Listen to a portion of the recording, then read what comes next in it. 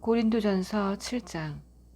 이제 나는 여러분이 내게 편지하면서 던진 질문에 답하려고 합니다. 첫째, 성관계를 갖는 것이 바람직한 일일까요? 물론입니다. 그러나 결혼이라는 확실한 관계 안에서만 그렇습니다. 남자가 아내를 얻고 여자가 남편을 얻는 것은 좋은 일입니다.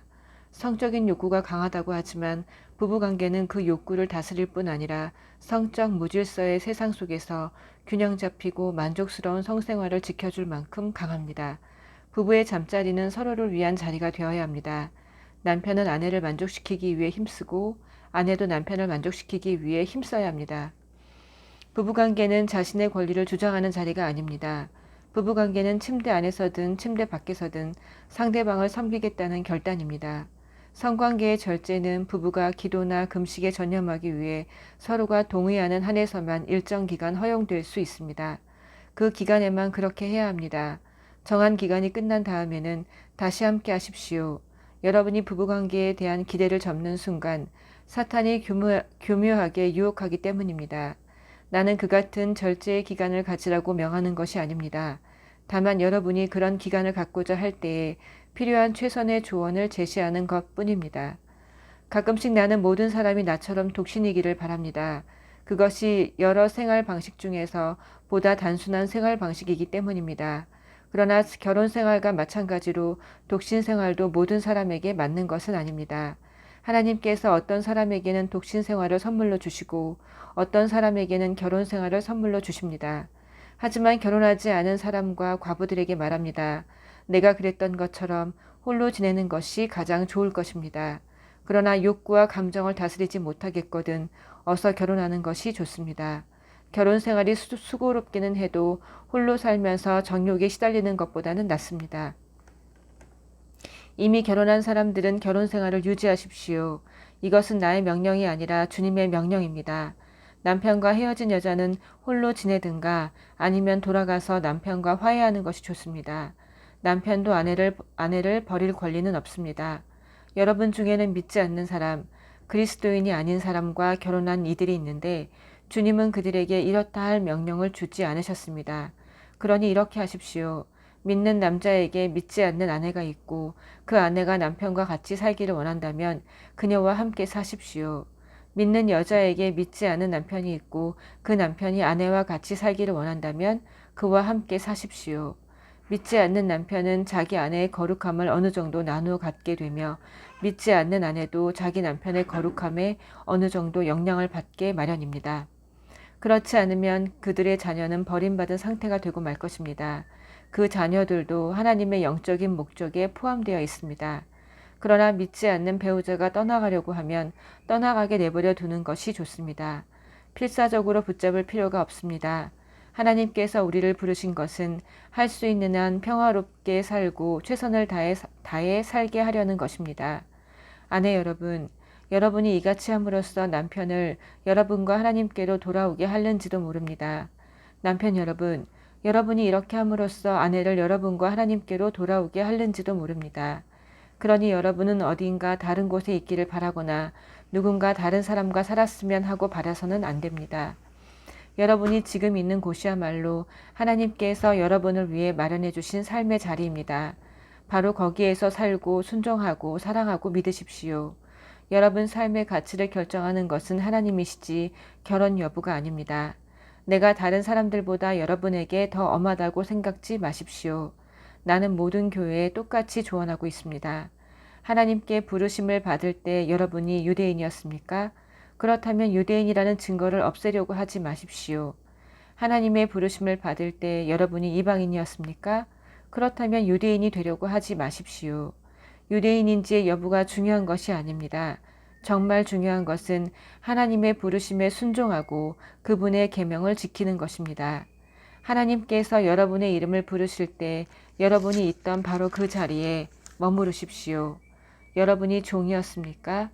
종의 신분이 순종이나 믿음의 걸림돌이 되는 것은 아닙니다. 내 말은 여러분이 옴싹달싹 못하게 매여 있으니 벗어날 수 없다는 뜻이 아닙니다. 자유인이 될 기회를 얻게 되거든 속히 그 기회를 붙잡으십시오. 나는 여러분이 새로운 주인을 모시면 여러분이 꿈에도 생각지 못했던 놀라운 자유를 경험하게 될 것이라고 말씀드리는 것입니다. 다른 한편으로 그리스도께서 여러분을 부르실 때 여러분이 자유인이었다면 여러분은 꿈에도 생각지 못했던 하나님께 종이 되는 기쁜 경험을 하게 될 것입니다. 종이든 자유인이든 간에 한때 여러분 모두는 죄악된 사회의 볼모로 잡혀 있었습니다. 그때 하나님께서 여러분의 몸값으로 어마어마한 금액을 치르셨습니다. 그러니 여러분은 다른 사람이 시키는 대로 행하던 옛 습관으로 돌아가지 마십시오. 친구 여러분, 여러분이 부름받았던 그 자리에 머무르십시오. 하나님께서 그 자리에 함께 계십니다. 고상한 자세를 견지하고 하나님 곁에 머무르십시오. 주님께서 처녀들과 관련해서는 이렇다 할 지침을 주지 않으셨습니다. 그러나 주님의 크신 자비를 경험하고 줄곧 그분께 충성한 사람으로서 드리는 나의 조언을 여러분은 신뢰할 수 있을 것입니다. 지금 사방에서 우리에게 가해져 오는 압박이 있으니 나는 여러분이 현재 상태로 살아가는 것이 가장 좋겠다고 생각합니다. 결혼했습니까? 그렇다면 결혼한 상태로 살아가십시오. 미혼입니까? 그렇다면 미혼인 상태로 살아가십시오. 그러나 여러분이 처녀이든 아니든 결혼하는 것이 죄는 아닙니다. 내가 말씀드리려는 것은 이미 우리를 압박하는 일이 많은 이 시대에 여러분이 결혼하면 더 많은 스트레스를 받게 되리라는 것입니다. 가능하다면 나는 여러분을 붙잡고 말리고 싶습니다. 친구 여러분, 나는 시간이 아주 중요하다는 점을 말씀드리고 싶습니다. 낭비할 시간이 없으니 여러분의 삶을 쓸데없이 복잡하게 만들지 마십시오. 결혼 생활이든 슬픈 일이나 기쁜 일을 만나든 무슨 일을 하든지 단순하게 사십시오. 쇼핑 같은 평범한 일을 할 때에도 그렇게 하십시오. 세상이 여러분에게 억지로 떠맡기는 일은 가급적 삼가하십시오. 여러분도 보다시피 이 세상은 소멸해 가고 있습니다. 나는 여러분이 할 수 있는 한 복잡한 일에서 벗어나 살아가기를 바랍니다. 미혼이면 여러분은 주님을 기쁘시게 해드리는 일에 마음껏 집중할 수 있습니다. 결혼한 사람은 자잘한 집안일과 배우자를 기쁘게 하는데 매이게 되고 신경 써야 할 수많은 요구에 매이게 됩니다. 미혼인 사람은 결혼한 사람이 서로를 돌보고 부양하기 위해 기울이는 시간과 에너지를 하나님의 온전하고 거룩한 도구가 되는데 쏟을 수 있습니다. 나는 여러분에게 도움을 주어 그 일을 가급적 용이하게 하려는 것이지 더 어렵게 하려는 것이 아닙니다. 내가 바라는 것은 여러분이 주님과 많은 시간을 보내면서 크게 주의를 빼앗기지 않는 생활 방식을 발전시켜 가는 것입니다. 어떤 남자가 여자친구에게 성실을 다하면서도 독신으로 하나님을 섬기겠다고 결심하여 결혼할 마음이 없다가 마음이 변해서 그녀와 결혼하기로 결심했다면 어서 결혼하는 것이 좋습니다. 결혼이 죄가 되는 것도 아니고 일부 사람들이 말하는 것처럼 독신 생활보다 한 단계 낮은 것도 아닙니다. 그러나 어떤 남자가 하나님을 섬기기 위해 홀로 지내기로 결심했고 그 결심이 다른 사람들의 강요가 아니라 자신의 확신에 따른 것이라면 그는 홀로 지내는 것이 좋습니다. 결혼 생활은 도덕적으로나 영적으로 바르며 어느 모로보나 독신 생활보다 낮은 차원의 삶이 전혀 아닙니다. 그러나 앞에서 말씀드린 대로 나는 우리가 살고 있는 이 시대의 특성 때문에 목회적인 이유로 독신 생활을 장려하는 것입니다. 아내는 남편이 살아있는 동안 남편과 함께 지내야 합니다. 그러나 남편이 죽으면 자기가 원하는 사람과 결혼할 자유가 있습니다. 물론 그녀는 믿는 사람과 결혼하여 주님의 축복을 받고 싶어 할 것입니다. 지금쯤 여러분은 내 생각을 아시겠지만 나는 그녀가 독신으로 지내는 편이 더 좋을 것이라고 생각합니다. 주님도 그렇게 생각하실 것입니다. 8장 우상에게 바친 고기와 관련해서 여러분은 끊임없이 이런 질문을 합니다. 우상에게 바친 고기가 차려진 식탁에 앉아야 하나요? 말아야 하나요? 종종 우리는 이런 질문에 답하기 위해 알아야 할 모든 것을 알고 있다고 생각하기 쉽습니다. 그러나 교만한 지성보다는 겸손한 마음이 우리에게 더 많은 도움이 됩니다. 하나님 한 분만이 모든 것을 아십니다. 이것을 인정할 때까지 우리는 제대로 알고 있다고 할 수 없습니다. 어떤 사람들은 우상이라는 것은 전혀 실체가 없는 것이고 아무것도 아니며 우리 하나님 한 분밖에는 다른 신이 없다고 아주 정확하게 말합니다. 또한 그들은 아무리 많은 신들의 이름이 불려지고 숭배되어도 모두 터무니없는 이야기에 지나지 않는다고 말합니다. 아버지 하나님 한 분만이 계실 뿐이며 만물이 그분에게서 났고 그분은 우리가 그분을 위해 살아가기를 바라신다고 아주 정확하게 말합니다. 그리고 오직 한 분 주님, 메시아 예수만이 계시고 만물이 그분을 위해 존재하며 우리도 그분을 위해 존재한다고 말합니다. 옳은 말입니다.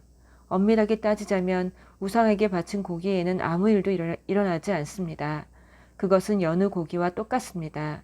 이것은 나도 알고 여러분도 아는 사실입니다. 그러나 아는 것이 전부가 아닙니다. 아는 것이 전부가 되어버리면 몇몇 사람은 다 아는 자로 자처하며 다른 사람을 아무것도 알지 못하는 자로 여기게 될 것입니다. 참된 알은 그렇게 무신경한 것이 아닙니다. 이와 관련해서 우리는 모든 사람의 이해 수준이 똑같지 않다는 것을 알아야 합니다. 여러분 가운데는 평생 동안 우상에게 바친 고기를 먹어왔고 그 고기 속에 악한 것이 들어있어서 여러분 안에서도 악한 것이 될 것이라고 생각하는 사람이 있습니다.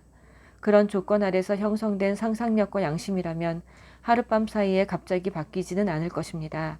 그러나 다행히도 하나님께서는 먹는 음식으로 우리의 등급을 매기지 않으십니다. 우리가 그릇을 깨끗이 비운다고 칭찬받는 것도 아니고 다 먹지 못한다고 질책받는 것도 아닙니다. 그러나 하나님께서는 여러분이 자신의 자유를 부주의하게 행사한 나머지 아직 과거의 틀과 생각에서 자유롭지 못한 동료 신자들을 길에서 벗어나게 할까봐 마음을 쓰십니다.